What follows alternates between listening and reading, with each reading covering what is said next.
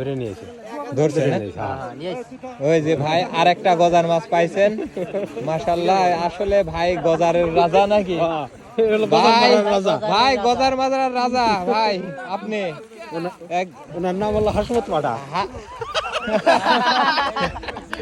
না সেটা আমি আর না বলে দেখে একটু মাশাআল্লাহ। এই ভাই আসলে গজার মারার সত্যি রাজা।